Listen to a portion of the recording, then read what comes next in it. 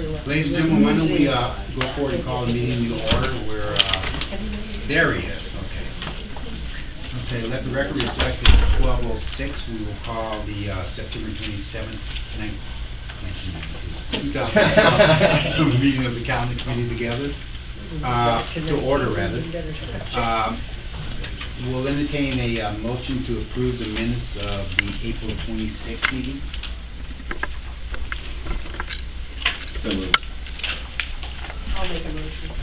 We have a motion. We have a second. One second. 1 second. Did you? I so moved. So you second. I beat you to it. Oh, then I'll second. Moving second. Any discussion on the minutes? Any corrections to the minutes?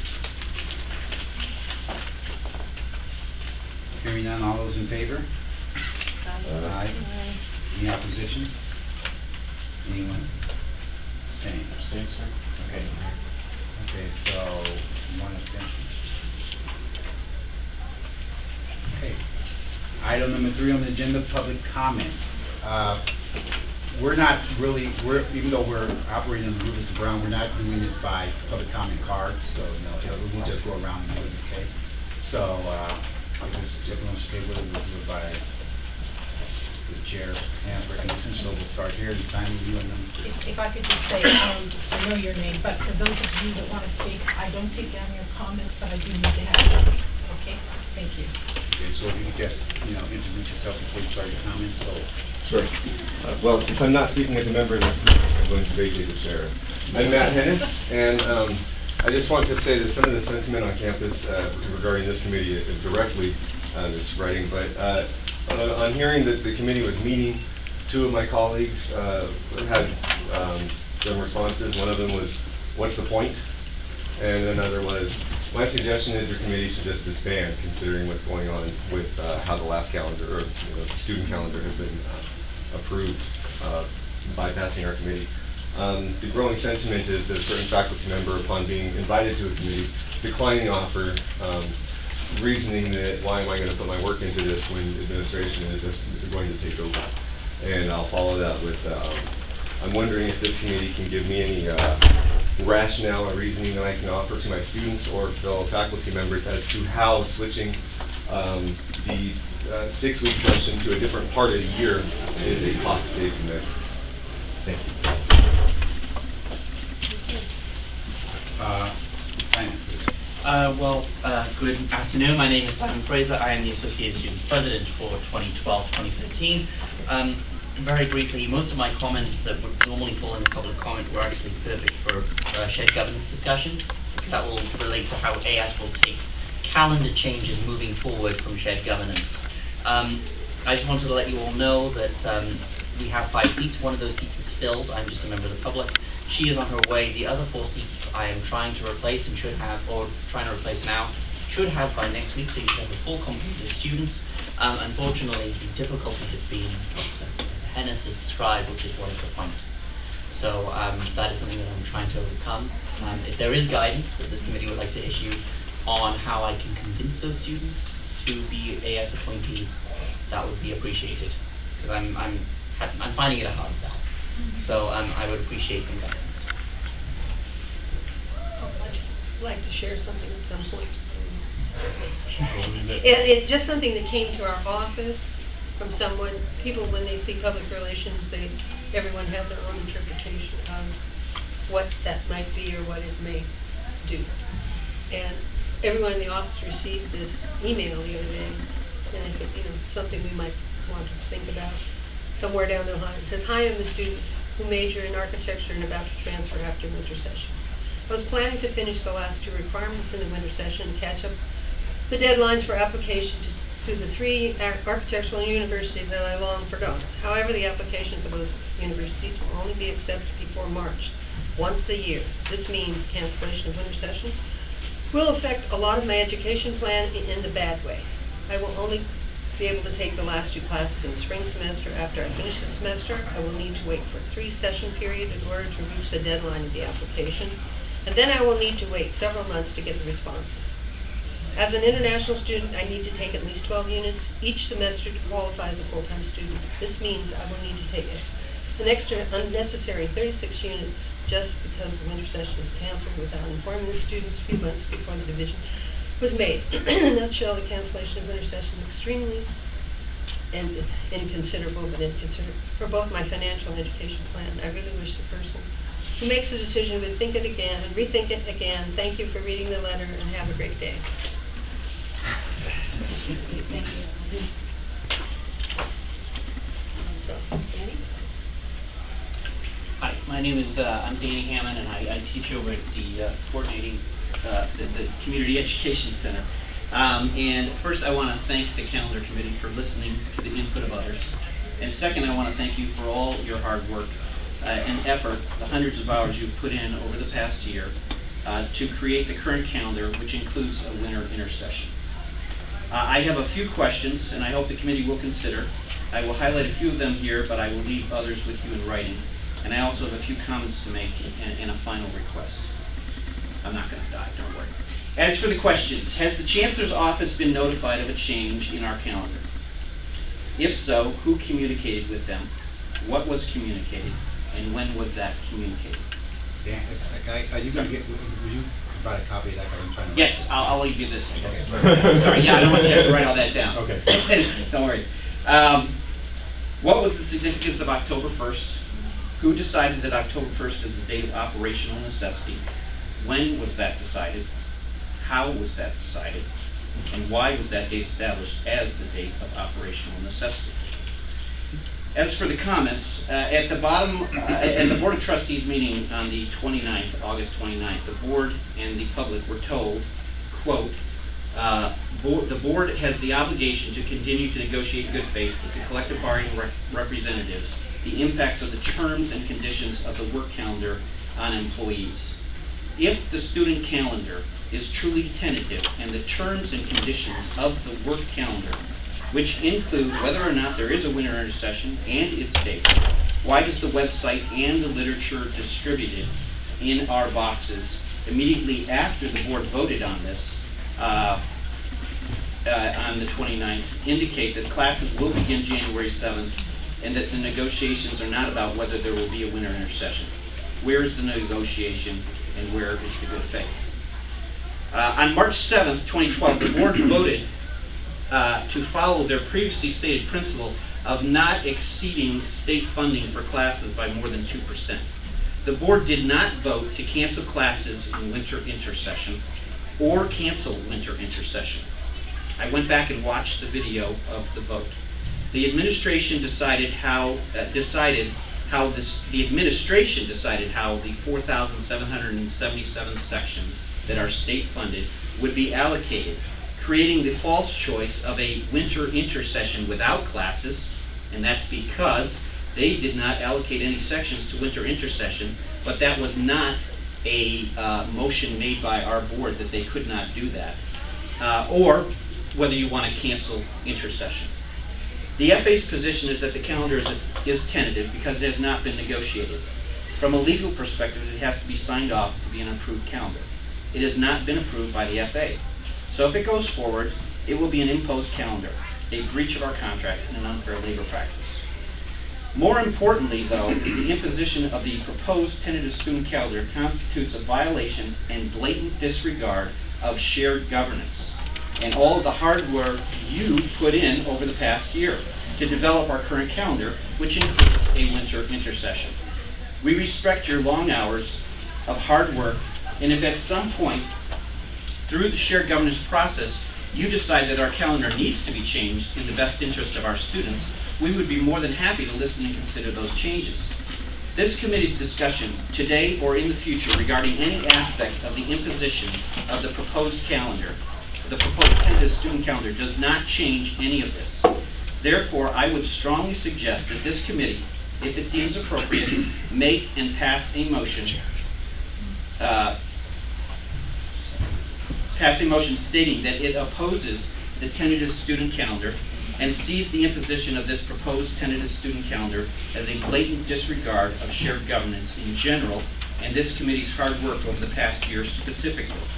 In addition, I would add that any discussion by this committee regarding its imposition, the imposition of this calendar, does not suggest and should not be considered tacit approval by the calendar committee. So what I'm concerned about is that by discussing it here today, there would be the implicit or suggestion at the next board meeting that you guys have basically agreed to it. So I'm suggesting that you make some kind of a motion. Again, it's not my place to make the motion, I'm not telling you what to do, but it's my suggestion so that it could be very clear to the board how this committee feels about the calendar. So I want to thank you again for your hard work and for taking the time to listen and consider these comments. As a point of clarification, I think that the date you're referring to is October 2nd. You're referring to the Faculty Development Day on next Tuesday? No. Okay. I don't know what. October 1st, we've been told is the operational. Yes, if you read the Oh, minutes, in the recommendation that was approved by the board, the date of operational necessity was deemed October 1st. Misunderstood. And I don't really understand the significance of that or what's going to happen after that date or whatever, but, so that's kind of what I'm asking about. And I'll leave these comments for you. Yeah, but we still need answers to the first two questions. Sorry, Ryan. Well, then I'm not sorry. Melissa? Hi, I'm Melissa Michelson. Is that all you need? Okay. Let's see. Having heard Danny speak, I feel like, I agree with everything he just said. And if I were on a committee like your committee, I probably wouldn't participate further until some certain things get clarified. Because all the work you did is just down the drain, in my opinion, and now you're having to backtrack. A couple things I just noticed. To second that question, one of Danny's good questions was, when does the tentative calendar, which is on this paper, become not tentative, which basically is an imposed calendar on this paper? And what is the date on that, and why? And again, question. Who is making that decision?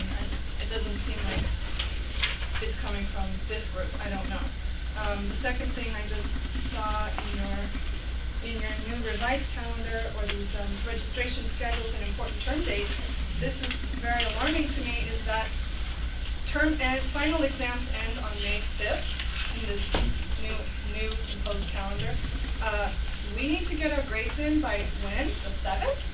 2 days later? It was the Tuesday after the last day of finals. Usually it is. Usually it is. So Tuesday after the last day. That's not After the last day of finals. But for winter, I think. But for the end of spring, I don't know. It just seems really tight to me.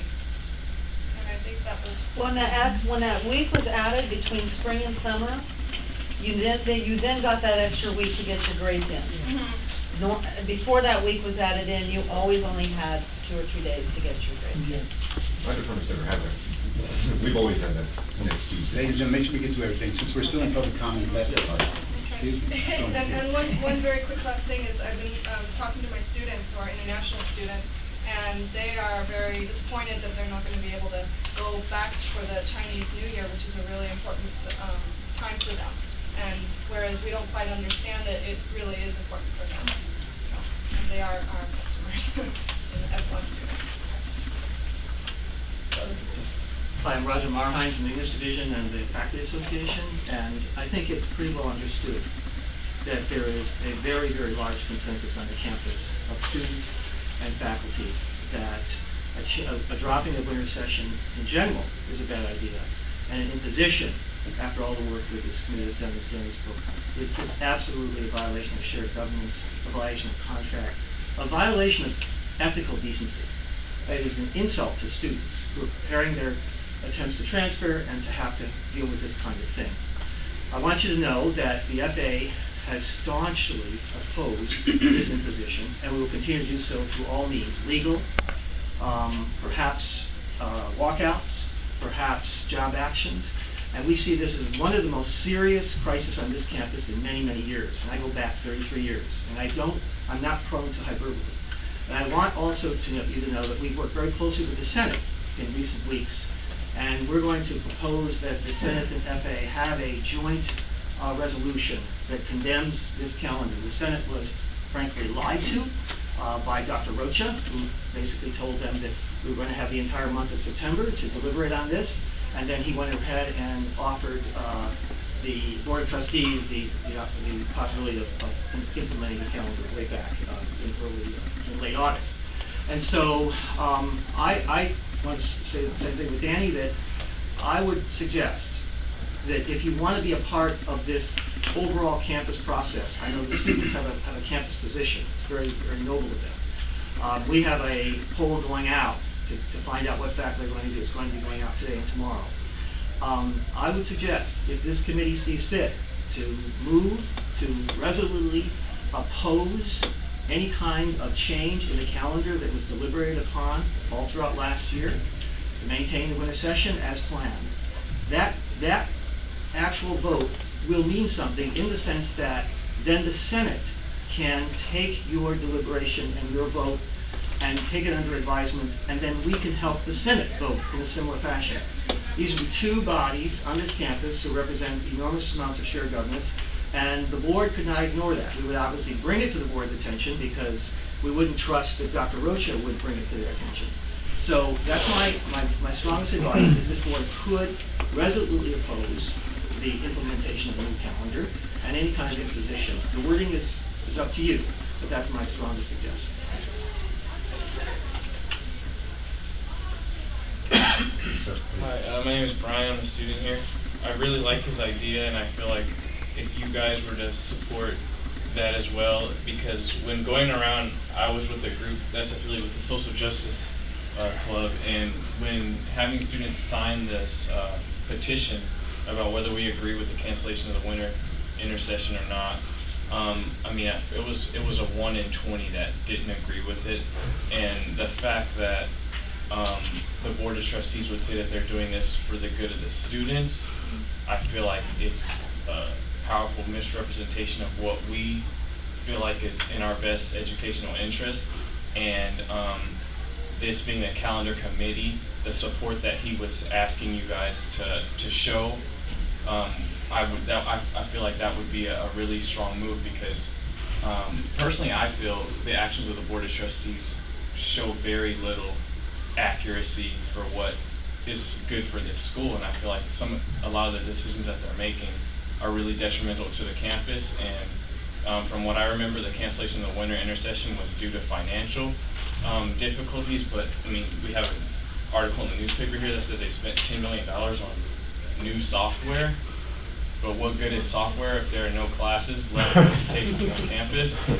So I feel like the idea that he had of the calendar committee standing up behind the students, I feel like with that, there's nothing, the Board of Trustees couldn't really deny the fact that there's a presence on campus and the governance thing that, you know, it would mean a lot, and it would also show support. You know, the Board of Trustees, their power goes so far, and I feel like it's almost been, they've abused their power in a way, so it would, you know, we need all the help we can get, so that was a good idea.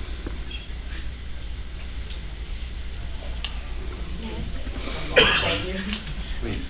Hi, I'm Kelly Camacho, and to go off what Brian said, I wouldn't like portray myself as like an elected person or like a delegate who can like say that I represent all students. However, I can say that from myself, Brian, Selena, Myra, tabling for the last week and a half, we can definitely say that around, where are we at, about 1,000 signatures?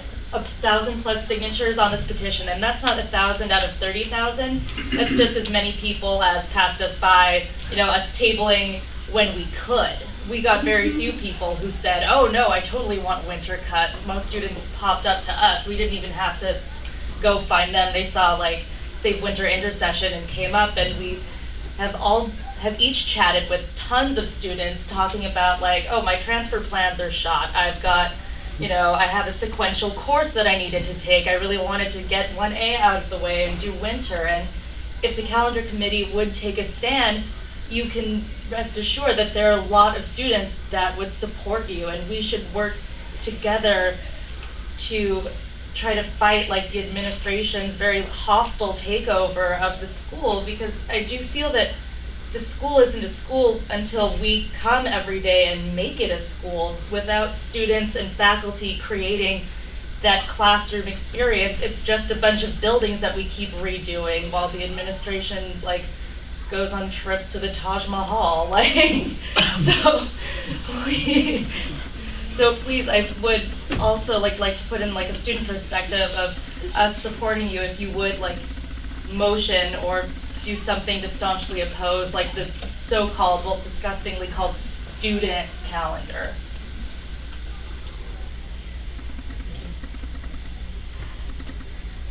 Any other public comment?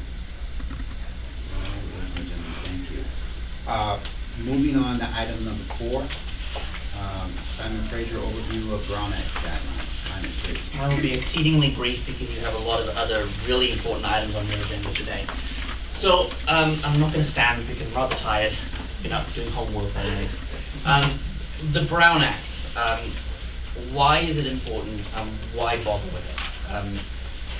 And the thing that I think a lot of the college hasn't really understood about the Brown Act, especially the Shared Governance Committee, is it's not about trying to make you guys go through these crazy hoops or these long and involved processes. The Brown Act is really about the intent of it, and that can be split into 2 parts: notice and opportunity to participate. So when we talk about notice and opportunity to participate, the Brown Act states very clearly that the public and your constituents, so in this case the college, should be aware of what you plan to do or what you plan to discuss, and then should have the opportunity to weigh in on that decision. That does not give the public the opportunity to completely take over your meeting. It does not give the opportunity, it does not limit your ability to take actions. But what it does do is it does say, let the college be aware of what's happening. So how you do that, there are some specific guidelines. Agendas in advance and available at meetings like you do right now. So these have to be available at the meeting so the public can look at your agenda and say, okay, this is probably what they're going to do today. And they also have to have the opportunity to comment. What's really important about that opportunity to comment is that it has to come before you take action. So let's say, for example, you were to get to this tentative student calendar option. Someone here was to make a motion that all tentative calendars should be banned. Someone seconds it, you all vote. But hang on, I'm over here and I'm trying to say, hang on, I want to talk about this. I want to tell you something. That's a violation of the Brown Act, because that member of the public hasn't had the opportunity to speak on the action. And that's basically the Brown Act in a nutshell. That's really it. Notice to the public and opportunity to participate. Closed session is not something you will ever need to worry about because you aren't going to be hiring. The only time you will have to worry about closed session is if you have to go and give testimony to a grand jury as a committee. On this campus, I'm not going to rule it out. It's so unlikely I wouldn't even bother. The only one thing I would say is that public comment, a lot of people aren't really aware of what public comment is. When I spoke right now at public comment, the reason I did that was because there was something that wasn't on your agenda that I wanted to say, which was, I'm getting new members, I'm sorry I haven't had the ability to yet. I've reserved my comments on shared governance and the student calendar until you get to those items. And there's a very good reason why I've done that, and this is probably a benefit to everyone in the room right now, is that in public comment, the ability of you guys by the Brown Act to respond is limited. And the reason for that is because they could be talking about anything. So someone comes in here and says, I think that we should all adopt the Chinese calendar versus the Western calendar, for example. And during public comment, you guys decide, that's a great idea, let's do it right now. The public wasn't aware that this was even an option. So now the public hasn't had the opportunity to come in and say, well, I think that's a terrible idea because we're not in China, we're in America. And we have a different calendar. So that's why at public comment, the ability of you guys to respond and discuss substantively is very limited. And I'm sure that makes sense to everyone. But when I come to the tentative student calendar and I say, I think I love this or I think I hate this, you guys can now take my input and consider it there and then and talk about it and decide amongst yourselves if that's something you want to consider, if that's something you want to put forward. And then it gives you the opportunity to remember what maybe was said in public comment immediately, because it's just happened, and then to take that into account when you're discussing and when you make a final decision. The only other thing which I should mention about the Brown Act is the principle of serial communication and closed door meetings. And ideally well, by the law, they should never happen. There are different ways that this can happen. One can be you decide to all get together in a room and don't tell anyone and make a decision. That's a closed door meeting. That's against the Brown Act. The other way would be that by, for example, Dr. Bell, I'm going to pick on Dr. Bell since I know he wouldn't do this, but I may as well pick on him anyway. So Dr. Bell goes to Miranda, and then goes to Krista, then goes to Matt, and then goes around each person individually and says, what do you think about this? And then they have an individual discussion about the merits of the calendar. So by the time you come into that open session meeting, you've all made up your minds because you had this discussion round robin style through someone else, or you've had it round robin through email. So now suddenly you're voting to go to the Chinese calendar, and the public's like, well, what just happened? Why did they do this? They have no idea. And when this happens, it creates a suspicion that you've broken the Brown Act, whether you did or not. So reserve comments. So what you can do is say, okay, here's my proposal by email, send that out. Please review and be ready with comments at the meeting. That's okay, that makes sense. What shouldn't happen then is a back and forth of, oh, well, I think this, let's change that. That should happen in the context of the room. Then the public is aware what decision process you guys are going through. And if you are curious, the Brown Act is California Government Code 54950 through 54964. It is horribly laborious to get through. If you have any questions, I am cognizant of the time, but I'm happy to take a few now. I've studied it for a few years now, for some reason. And if only we offered transfer credit for it. But I'm happy to take a couple questions at the chair's discretion right now, otherwise I'll let you guys move on. I learned a lot. Thank you for that. Oh, you're welcome. Question is, so for public comment, it says, for example, on this agenda, public comment number 3. Does that mean the public can actually comment on the other agenda items at any time? Members of the public should be able to speak on any item. The public comment section is only put in place because the Brown Act requires that an opportunity to be provided for members of the public to raise issues, concerns, or anything that's within the jurisdiction that maybe the committee isn't aware of yet. But yes, the Brown Act does allow, before any action is taken, at least one comment per action. Essentially, the point is, yes, you can comment during Brown Act, or during shared governance, or during student calendar. The committee has to recognize a member of the public once. They don't have to do so again, because if they kept doing it, it might take forever. But committees and councils and boards are generally advised to err on the side of inclusion. And there is Attorney General's opinions on that, because it creates this environment that there is a spirit of the law being addressed as opposed to being the letter of it. So inclusion is always better, as far as timelines. But the committee chairs do have the opportunity, and perhaps should, make sure that their committee members are being recognized above as well.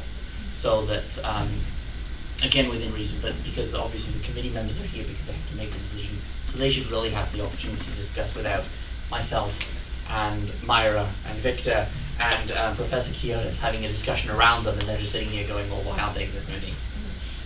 Make sense? Thank you, Simon. Thank you very much. All right. Well, we'll just move on to item 5. If anybody else wants to say anything there. We've already touched on a lot of this. I just wanted to facilitate a, if possible, brief discussion about shared governance, and I thought I would open by just saying that. It was brought up that shared governance is law in the FA, and some of what I've read and what's been distributed is that the FA holds the student calendar has been illegally approved. And my question is, has there been any part of shared governance that went into the drafting, the acceptance, and the approval of this student calendar? That's my knowledge. Just that brief sentence a few years ago about when they first wanted the winter to go away. That's the only thing that was ever discussed. And we didn't pick that, we didn't say that, we just said we could move spring if need be, but that was not our purview, that was not what we were trying to do. Right, it sounds like that does not include the faculty, recognition of faculty authority, nor inclusiveness of the faculty, or this body in particular. Yeah. All I remember is that he did come, President did come and talk about it, but no discussion, no vote was taken. Because nobody would have agreed without consulting the rest of the campus. So again, does this reflect any shared governance at all? No. If I could, quick, I want to read something. I'm not giving an opinion as chair. I just want to read something that there's a memorandum signed. If I could go, what are you doing? Yeah. Okay. This, ladies and gentlemen, I'm reading from a document which is dated June 21st, 2011, and is addressed to Dr. Mark Rocha from Dr. Stuart Wilcox, who at that time was the interim vice president of student learning services. Not really co-chair of the committee at that time. I wasn't on the committee. Okay, so he He was was co-chair. co-chair at that time, okay. So let me read this quickly just so it's in Calcutta, I think it gets to your question. This is Dr. Rocha from Dr. Wilcox regarding the college calendar. Attach your college calendars for the 2011-2012 and 2012-2013 years. There are two versions of each for each of the 2 years. One version includes a winter term, and the other version of each calendar has no winter term. There are two versions of each calendar because at the time the calendar committee was meeting, the college was actively discussing whether or not the college would continue to have a winter intersession. Therefore, the calendar committee worked out the semester beginning and ending dates for calendars with and without a winter intersession so that the college would have the calendars regardless of where the discussion settled. The 2011-2012 calendar, and that precedes the action committee of last year. The 2011-2012 calendar that includes a winter intersession has been distributed throughout the college. This was necessary because many officers need lead time to plan their courses, and that the calendar was approved by the Board of Trustees a year ago, end quote. It's not to disqualify anything that members have said, it's just that this is something I want to see. Right, but none of that speaks to the 13-14 calendar. That speaks to a recommended calendar that the committee of 10-11, they recommended a 11-12 calendar and a 12-13 calendar, but just as everyone said, they were just recommending calendars. This committee took no formal action. We didn't recommend the calendars. The president came and asked us about, he didn't want winter. And what was asked of us was if spring was moved, what day would it start? We didn't approve the calendar, we didn't. Again, none of that applies to next year. And I think Or this year. my feeling was that if a winter was going to be not attacked, but there was going to be a change in winter, that there would be a discussion about it and a survey or a vote or something to all my constituents and to the FA and to everybody else. I never imagined in my life that a winter would just move without anybody being told. I mean, we said okay to going to the 7th if it was moved, but we'd have to go through a whole rigmarole to get it removed. And we didn't go through any of that, it just got removed. Now, I'm not saying yes or no, I just think that the shared governance was not followed. So make sure we get everyone, go to Simon and then all in there, so, Simon, go. I'm glad that you brought up AB 1725 because I'm not sure a lot of people even realize that the students are specifically mentioned as being part of the AB 1725 process. Students sit on these committees by rule of law as well.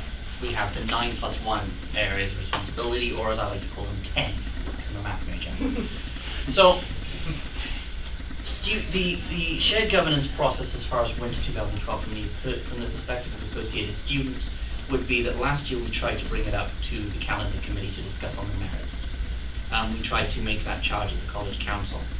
It was indicated to us that because this was a collective bargaining issue, that would not be an appropriate venue. That the shared governance committee for calendars to discuss the specifics and merits of the calendar was not appropriate to come to the calendar committee where students sit because it was a collective bargaining agreement between the faculty association and the district. So imagine my surprise when suddenly there's a student calendar and students haven't been really consulted. If I argue anything is under the 9+1 responsibilities of students in shared governance, it is a student calendar more than anything else. So, our attempts to put this through the shared governance process failed. I did have some conversations with Dr. Bell and President Rocha at various different times. I outlined my concerns very clearly. But the shared governance aspect of this happened across Board of where I was able to represent was at the shared governance table at the Board of Trustees, and of course those are incredibly limited venues to discuss to the Board of Trustees anything from those seats along the side tables. As everyone who sat there will know, it's very difficult and oftentimes pointless. So I'm very disheartened with the shared governance process at PCC from the point of view of students. I do not believe we have been properly included, properly noticed, and given a proper weight across shared governance at this campus. I'm looking to change that. However, that requires that everyone here respect the role of students within the shared governance process. I know that it is a difficult proposition because we are so transitory. Our terms are only 1 year. We come in, we learn, then suddenly we're leaving again. I recognize that. Please take the opportunity to teach your student representatives, because you all have stakes in this. You have lives, jobs. You give your heart and soul to this college. And for the faculty and the staff, we appreciate that greatly. The students are putting in a year, 2 years, 3 years. But what they're getting out of it is the rest of their lives. So we have as much of a say and as much of a stake in how this college operates as anyone else. To that end, the associated students will not be signing off, and has not signed off on a calendar, and will not be signing off on any calendar until the proposal is directly taken to the Associated Students Executive Board.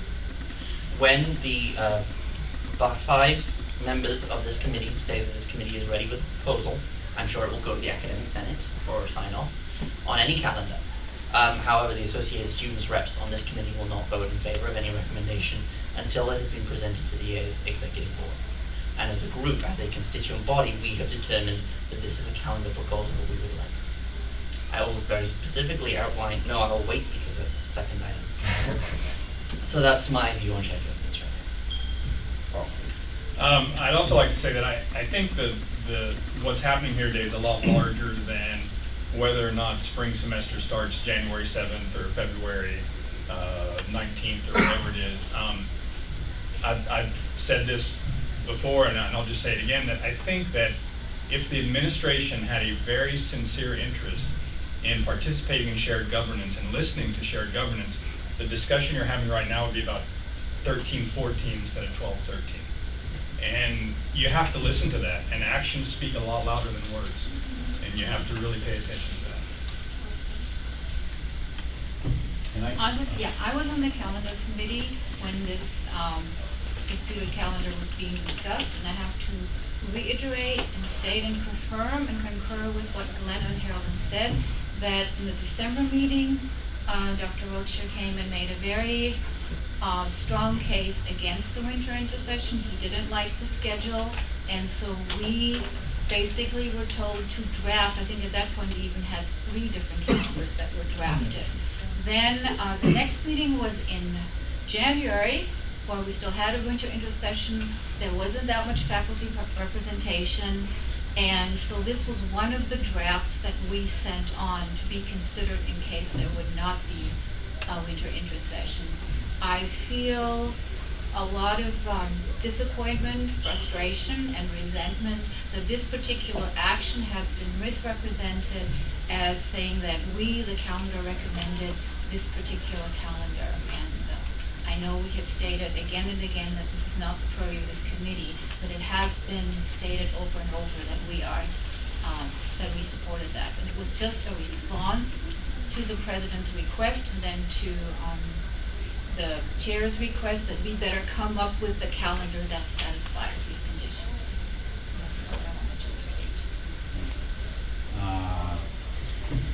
I just want to add that the 3 people that were actually at that meeting, the minutes actually support what they are saying, because if you read, before there was actually a vote, because the president came in and basically said, if we don't have winter intersession, when would you start spring?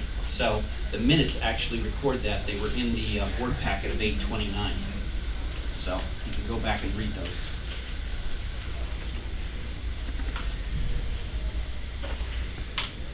Anything further? Shared governance?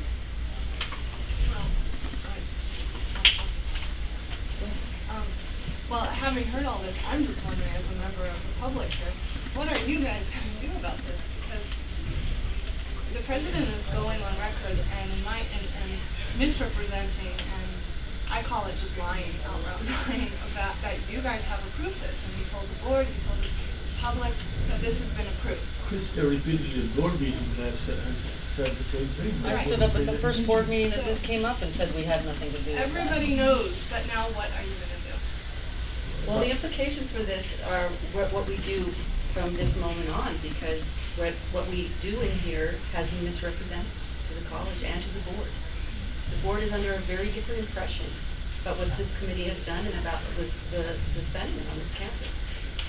Very difficult to get through to them. I mean, you can stand right in front of them and look them right in the eye and tell them, and they still don't seem to respond. So with what she said, and what you're saying about what you're willing to do, what steps, I mean, the foreseeable destination of what's happening here, what are you willing to do? How far are you willing to go if your words fall on deaf ears? And, you know, this, I mean, to me, this kind of seems like this is an issue where this might sound a little bit extreme, but the administration might need, you know, might need to get booted. I am not very professional. I don't take it personally. Go for it. Are you guys willing, if in the case that all you guys go through all the necessary procedures and everything is done professionally, is that something that in the public's best interest and in the faculty's best interest, if our needs aren't acknowledged by the Board of Trustees, are you willing to stand with us in the event that we feel like, you know, because I feel like it's either the school or it's what the school wants or the Board of Trustees wants, and in that event that the Board of Trustees says it's our way or the highway, are you willing to stand with us and, you know? Well, keeping in mind that the Board of Trustees are very misinformed. I just remember when we went to the winter, there was a huge debate when we did do winter. I mean, the classified were pretty much against having a winter intersession.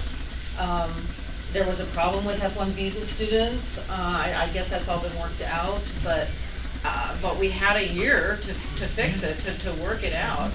But we discussed it. But we Bob discussed Bowden, it. if we go back and see how long ago it was, Yeah. was AS president at that time. Because I remember in a particular meeting up in Terrace Room when he and Silver met. But we discussed it for years. Then there was a campus vote, and then there was a year of transition to bring it all in, so everything went smoothly and it happened. It wasn't sudden. The board, and I'm going to be quite frank here, the board is digging in their heels because they're angry with the faculty, and I think we all know that. They don't want, they feel that the rumors go around that the faculty are upset because they had vacation plans. And I remember when we went to the winter in the first place, it was because somebody wanted vacation plans. And I think we really need to be careful when we're talking about our needs that they don't impose our personal type of things, because that's what the board hears. Yeah. And then how do you argue with that? I mean, I remember somebody wanted to go skiing during the winter, so we had to have, you know, a winter intersession. And we really need to stick together and have the right responses and say the right things about our intent and our needs. Because you know, when the board members hear that, then they go, oh well, forget them, you know, that sort of thing, and it starts to get to be a cat fight between all of us, and it's just not professional. Well, a last item to that, top to bottom, bottom sideways, the only reason any of us are here are our employees, students. Sure.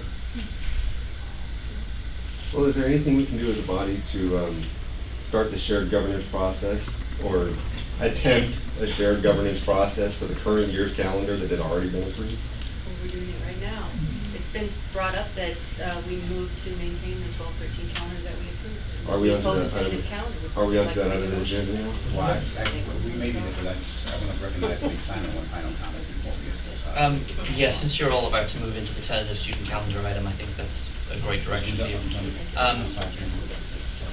But on as far as what this committee can do, there's not much this committee can do, and this is not except register how you feel. The Board of Trustees has made a decision. They could revisit it. It is likely. I'm going to be quite honest, and I'm going to say no, it's not likely. I don't think that they are going to revisit this decision. I think that the way that the board items clearly worded indicates that they will move forward. I do disagree, as I'll explain when we get there. But my worry is that my hope is that the shared governance committees, we all have to express the anger and the frustration that we each felt. I think that's good, and I had my opportunity to do it as well. And you guys are coming back into this a little late. I mean, it's the middle of September already, and shared governance is now getting started. So, what I think the best thing the calendar committee can do would be to either, if they really want to continue to push to keep the winter into session, or to postpone it, work on a proposal for that, or work on 2013-14. Either way, moving forward with something, with an action that can do something different or the same, rather than I would hate for the only action of the calendar committee to be would be that we weren't heard and we're angry about it. What I hope that this committee can do is decide to move forward with something that the Board of Trustees, if it got up there, could act upon in either direction or any direction. And I think that will help keep shared governance operating, is by continuing to do the work. Two more comments, but in the interest of time, Really quick. What would be the point of moving forward already when your decision-making hasn't even heard for the last one? I agree. We can be on record with what the committee's decision is.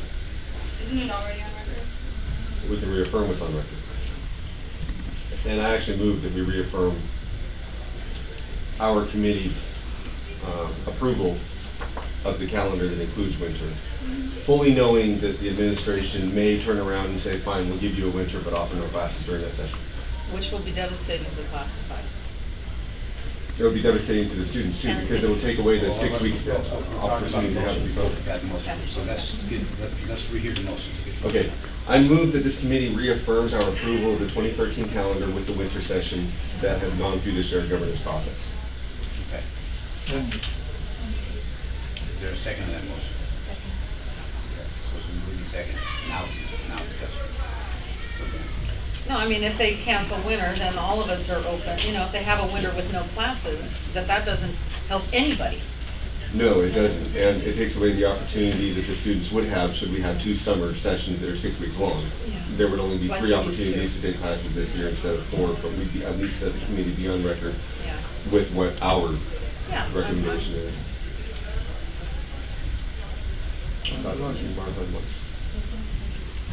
You really don't know what the future holds. I mean, Prop 30 is a large vote. The college, the numbers are out there, $6.7 million. If we get Prop 30 passed, that's equivalent to about 1,220 classes. Our largest winter session had a little over 500 classes, I think we had just 270 this last winter. So Prop 30 solves a lot of problems. Of course, the money from Prop 30 comes in around June. But this college has 22% reserves. It can easily cover that contingency. It can easily move money from reserves, cover that $6.7 million, and get it back from the state. So there are a lot of contingencies that could play out here that would be very, very positive and help resolve some of the issues you're raising. Can I just say that if there is that blank space where winter session used to be, the students can rally around that. If we still have the calendar in that way, then the students can mobilize and we can maybe fight to get that, because it's also about a show of power. Like, I know especially for staff too, they've also been doing things to you guys, like giving people less hours and then bringing in like non-unionized part-timers to come work as well. So I know that like if we end up with that empty space, it would be bad for the staff, but if we can all organize and mobilize together, then maybe, and show power, that could be better for everyone in the long run, and we can all work together to help the staff and like mobilize around other things that they've been doing to you folks as well. And as our beating and door very briefly, I think we should be prepared for the contingency that no matter what we do, we're going to have a semester that starts on January 7th, and it's going to be called spring. So. Okay, we're going to need to move quickly, ladies and gentlemen, because we have a motion on the table which has been moved and seconded. We've had discussion, and does everyone understand the motion? It's just committee members, obviously. Does everyone understand the motion on which we're about to take vote? Okay. So, all those in favor? And let's do it by hand.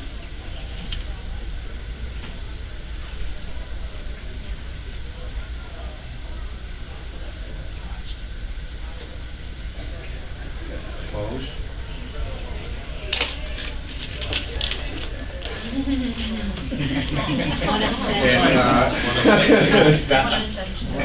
So, I didn't get the exact count, Pat, but I- the I motion don't- passed, no, that's right, the motion passed, I just want to know. The motion passed. Real quickly, Tanya. On the tentative 2012-13 calendar, if I could take a brief look. One of the big concerns that I have with it is, besides the fact we have no idea what's going on with summer, if you look at Courier, Dr. Bell, something you said is going diametrically opposed to what the advertisement that's running in the Courier is. And it's on the same page. Yeah, and that's very interesting. Okay, I'll just. But my request, or what I think that you should consider if you do this, which I don't think you should, is that January 7th as the start date for spring is a little early. My recommendation would be pushing it to the 14th, at least, for several reasons. One, that gives faculty and staff the opportunity to prepare their classes and laboratories. Two, it will allow students to have that week after, doing their New Year's celebrations to take the time to go to the bookstore, get their books, get their student services done. And it would basically be a sort of a prime week before the actual classes started. Especially for students who will still be coming in last minute, unaware that this calendar has changed and suddenly be freaking out. So that's my recommendation. Well, my recommendation is not to change the Ladies and gentlemen, I know in the interest of time, I appreciate everyone being here. I would say as an individual, not as a co-chair. I appreciate the discussion, the valuable discussion. I think everyone's opinions. And I'll entertain a motion to adjourn. So moved. And seconded. I don't think we have to vote.